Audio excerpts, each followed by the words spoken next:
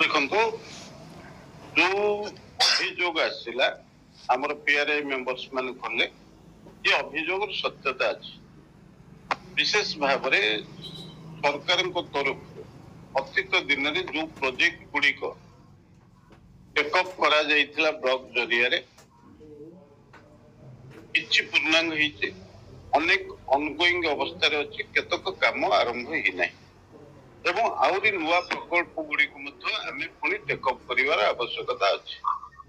ତେଣୁ ପୂର୍ବ ସରକାରରେ ଏ ଯୋଉ ପ୍ରକଳ୍ପ ଗୁଡିକ ଟେକଅପ୍ କରାଯାଇଥିଲା ସେଥିରେ ଯେହେତୁ ମଝିରେ ଇଲେକ୍ସନ ଆସିଲା, ଇଲେକ୍ସନ ପରବର୍ତ୍ତୀ ଅବସ୍ଥାରେ ଗୋଟେ ସରକାରୀ କଳ ଯୋଉଭଳି ଭାବରେ ଟିକେ ଚଳଚଞ୍ଚଳ ହବା କଥା ସେଥିପାଇଁ ସମୟ ଲାଗିଛି।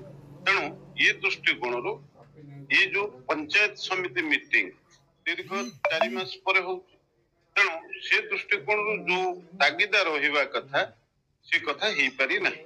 ଆଉ କେତେ ଗୁଡିଏ ପ୍ରକଳ୍ପ ମଧ୍ୟ ଠିକଣା ଭାବରେ ହେଇପାରୁନାହିଁ। କେତେକ କଣ୍ଟ୍ରାକ୍ଟର ଯୋଉମାନେ ଅତୀତ ଦିନରେ ଠିକାଦାରୀ ବ୍ୟବସ୍ଥାରେ ଟେଣ୍ଡର ଜରିଆରେ କାମ ପାଇଛନ୍ତି କିନ୍ତୁ ସେମାନେ କ୍ରିୟାଶୀଳ ସେଇ ଭାବରେ ହଉନାହାନ୍ତି। ତେଣୁ ସେ ଦୃଷ୍ଟିକୋଣରୁ ଆଜି ପଞ୍ଚାୟତ ସମିତିରେ ବିଧିବଦ୍ଧ ଭାବରେ ଆଲୋଚନା ହେଲା, ସମସ୍ତେ କ୍ଷୋଭ ପ୍ରକାଶ କରିଛନ୍ତି ଏବଂ ସେଇ ଅନୁସାରେ ପ୍ରଶାସନିକ କଳ ଏବଂ ଆମର ଲାଇନ ଡିପାର୍ଟମେଣ୍ଟ ଗୁଡିକ ଚଳଚଞ୍ଚଳ ହେଇକି ଏ ସମସ୍ତ କାମ ଶୀଘ୍ର କେମିତି କରିବେ ସେଥିପାଇଁ ନିଷ୍ପତ୍ତି